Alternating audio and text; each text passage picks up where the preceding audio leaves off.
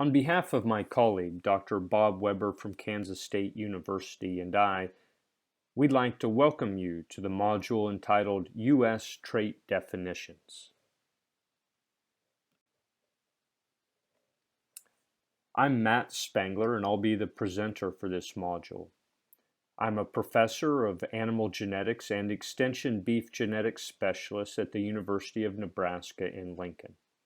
I hold a PhD in animal breeding and genetics from the University of Georgia, and I've had the opportunity to work with the genetic evaluations of over 20 different beef cattle breeds over my tenure.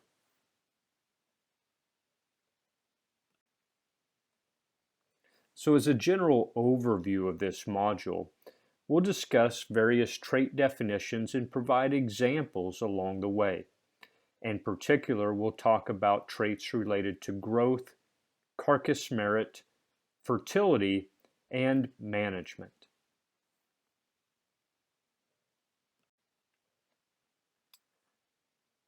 Some breed organizations in the U.S. publish EPD for an excess of 20 different traits.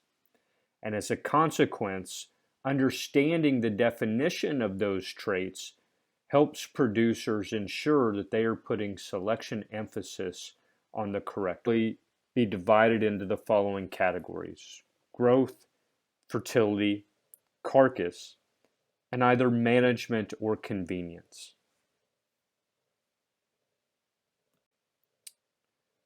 Let's begin by talking about pre-weaning growth traits.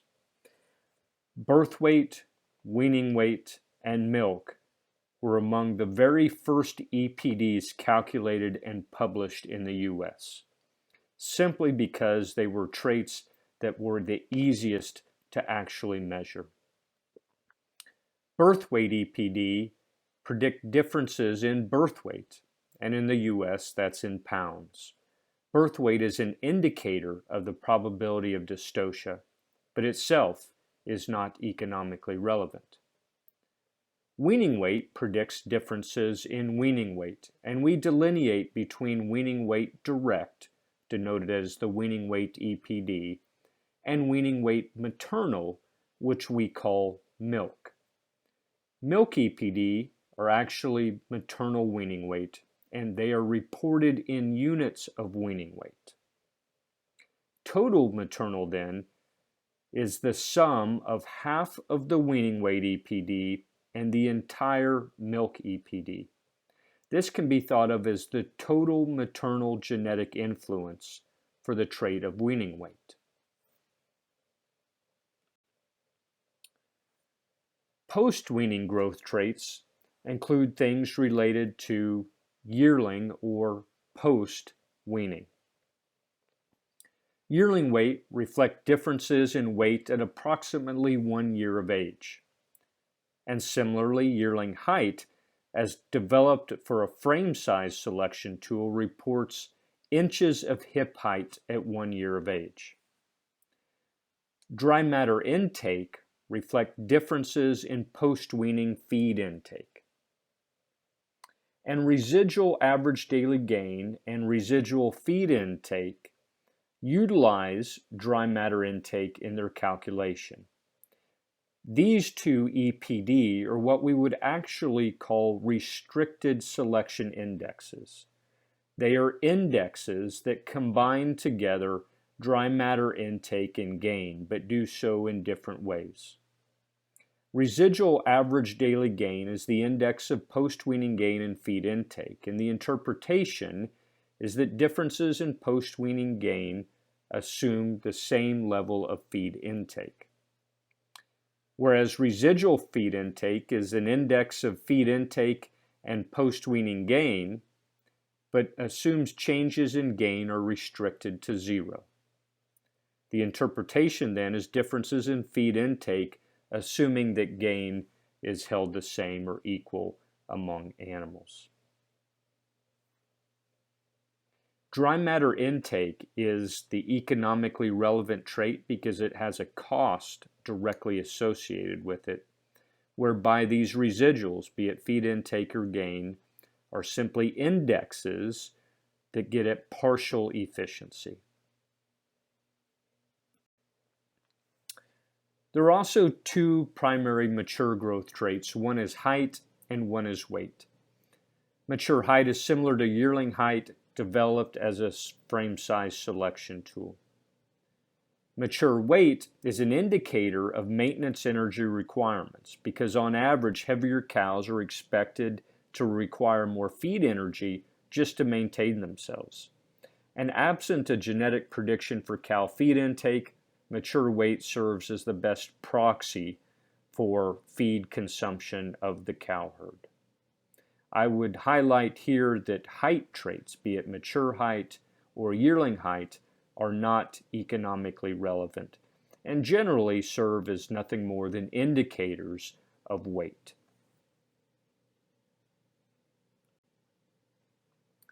Let's look at some examples. Here we have two bulls, Bull A and Bull B.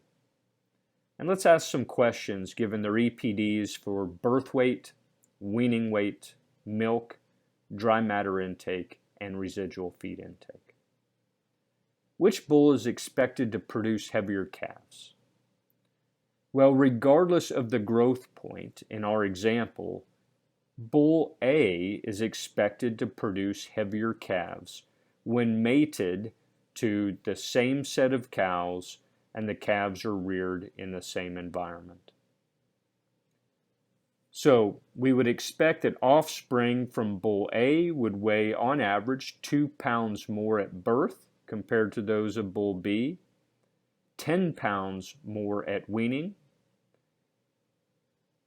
and we would expect that daughters produced from Bull A should wean calves that are approximately 15 pounds heavier at weaning simply due to the maternal influence of those dams. Now, which calves are expected to eat less?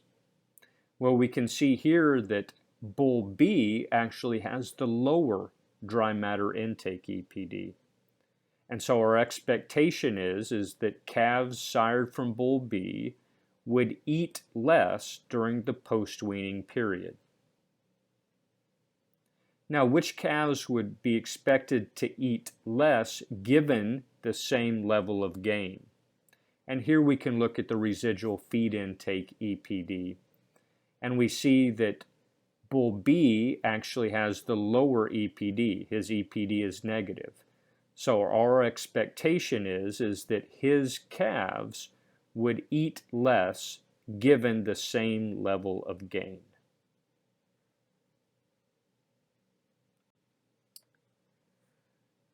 There is limited fertility traits as they relate to males.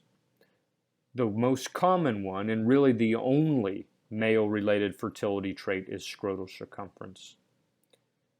This EPD is used as an indicator of fertility of a bull's progeny through his son's scrotal circumference and his daughter's age at puberty. We know that there is a relationship between scrotal circumference and the age of puberty of his daughters, whereby larger scrotal circumference tend to lead to younger age at puberty in the daughters. This EPD is expressed in centimeters, where generally a larger value is more desirable, and really is restricted to use where male calves are to be retained as bulls. Given the growing number of EPD related to female fertility, the utility of scrotal circumference as a proxy for female fertility is diminished, particularly in Bos Taurus breeds, whereby most Bos Taurus breeds have females that tend to reach puberty much earlier, and so indirect selection for that through scrotal circumference generally is not needed. Female fertility is extremely important economically, particularly for those producers who retain replacement females. And as a consequence, there is constant research put into the development of new traits that are economically relevant for female fertility. I've highlighted 3 traits here which are more common in terms of the availability of EPD across a variety of U.S. beef breed organizations. Heifer pregnancy reports differences in the probability of bull's daughter's ability to conceive and calve at 2 years of age. Age at first calf is defined as the age of female when she has her first calf.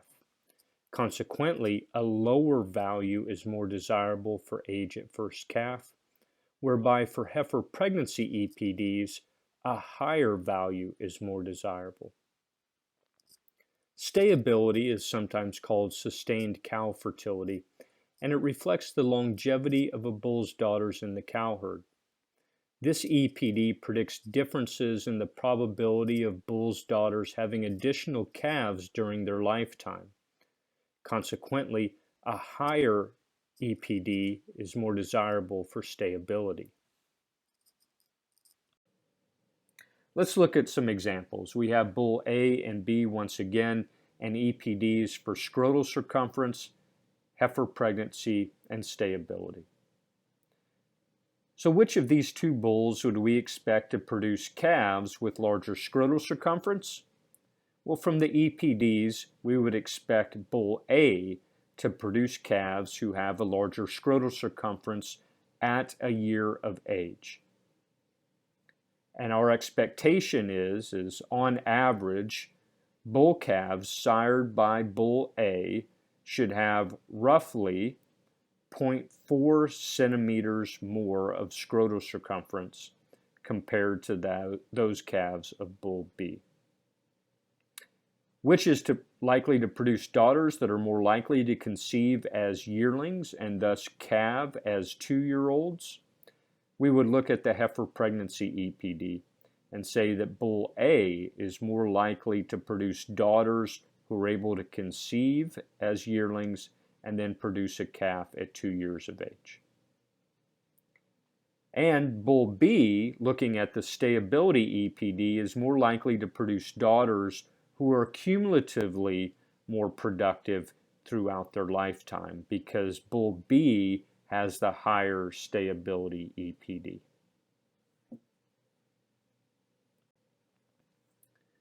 Let's now turn our attention to carcass traits. Here I've listed carcass weight, ribeye area, and fat thickness. Carcass weight reported in pounds reflects differences in the expected carcass weight of bull's progeny when they are harvested at a constant age endpoint.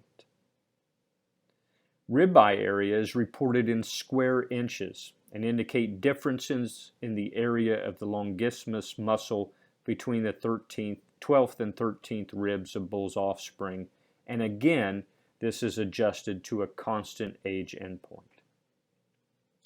The fat thickness EPD is sometimes referred to as back fat EPD or simply fat EPD, and it's reported in inches and depicts differences in 12th rib fat thickness when cattle are slaughtered at a constant age endpoint. These three traits all work together to inform yield grade. And in the U.S., yield grade is something that has a premium and discount associated with it when cattle are harvested and sold on value-based grids.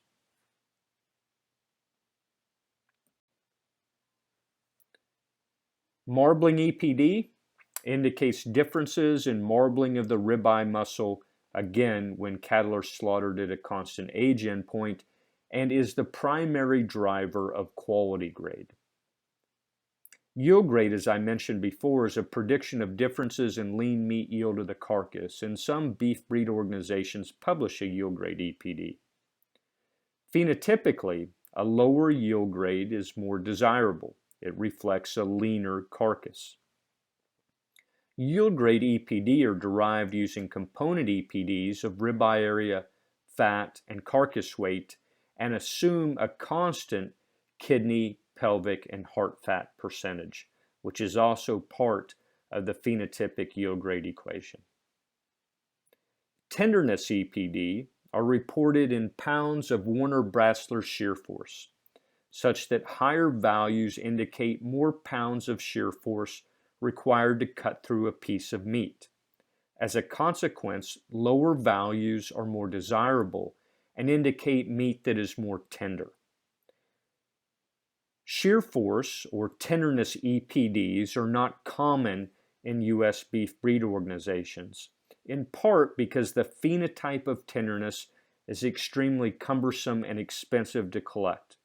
And where these EPDs do exist, they are heavily driven by genomic information. Let's now look at some examples of carcass EPDs. And I have carcass weight, generally considered a carcass trait, although certainly reflective of growth, marbling EPDs, and ribeye area EPDs. So comparing these two bulls, which is expected to produce heavier carcasses? Well, that would be bull A.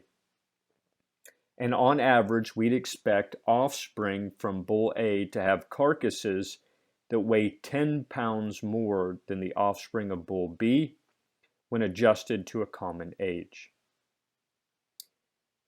Similarly, bull A would be expected to produce carcasses that have more marbling and also have larger ribeye areas. And in fact, we'd expect the offspring of bull A on average to have ribeye areas that are 0.3 square inches larger than the average of offspring from bull B.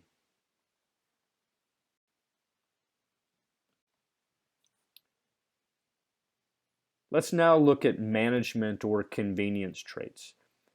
These are called management or convenience traits because they do impact the labor required, and they also impact general convenience of raising cattle. Here I have two very important ones highlighted who are both economically relevant, and these are related to calving ease. The first is calving ease direct, which is a prediction of the differences of the ease at which a bull's calves will be born when he is bred to heifers. So as a consequence, how easily his calves will be born when they are bred to heifers for their first calf. So in the calculation of this EPD, no calvings from older cows are included. But birth weight is included in the calculation of calving ease EPDs because it serves as a very valuable indicator of calving ease. Calving ease EPD are reported as a percentage such that a higher value indicates a higher probability of unassisted calving. Similarly, calving ease maternal also predicts the ease at which calves will be born. But calving ease maternal focuses on a bull's daughters and how easily they will give birth during their first calving event. And the majority of breeds, but not all, calculate calving ease maternal as total maternal calving ease. So similar to total maternal weaning weight, it is half of the direct, so half of calving ease direct, plus the maternal EPD. And calving ease maternal predicts differences again in the probability of a bull's daughters calving without assistance. Docility, very important management and convenience trait for those that perhaps work in more intensive environments. Animals are evaluated phenotypically on a scale of 1, that's very docile, to 6, which are very aggressive. And docility are reported then in percentages such that animals with higher docility EPD will have a higher probability of producing more docile animals. So this is important. On a phenotypic scale, a lower value is more desirable. But in terms of the EPD, a higher value is more desirable. The next two are related to foot and leg structure, claw set and foot angle, which depict differences in the claw set of offspring or the differences in the angle of the foot, respectively. The final two are related to the udder of females, teat size and udder suspension. Both of these are scored on a 1 to 9 scale on a gradient for teat size of very large to very small and for udder suspension on a gradient from very pendulous to very tight. And the EPD are reported in units of that subjective scale.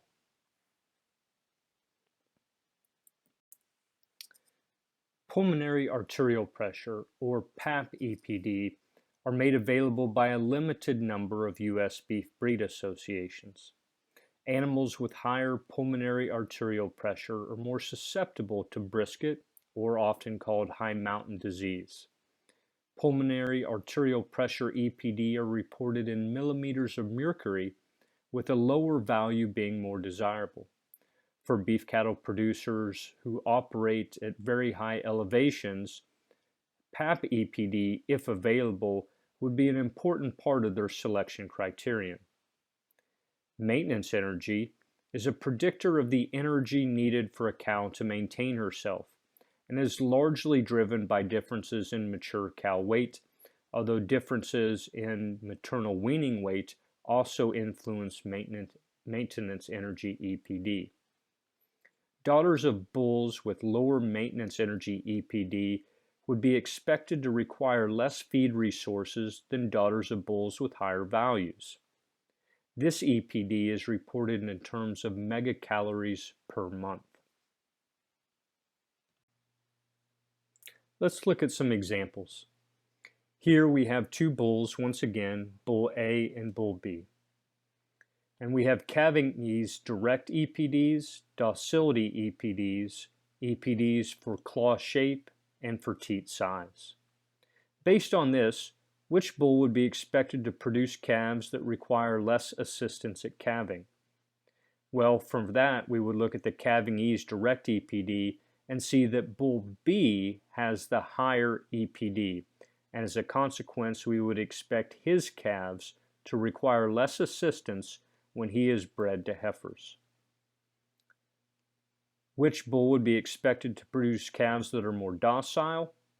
Well, the docility EPD for bull A is higher, and we would expect on average for his calves to be more likely to be docile than those of bull B.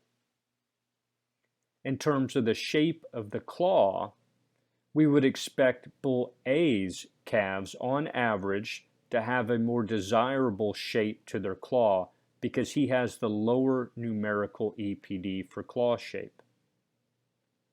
And finally, which bull would be expected to have daughters with smaller teats? Well, based on the teat score EPD, we would expect that on average daughters from bull B would have smaller teats than those from bull A, because bull B has the larger EPD for teat size. And if you'll recall, teat size is scored on a 1 to 9 scale, where 9 is smaller, and the EPDs are reported in the same units of that scale.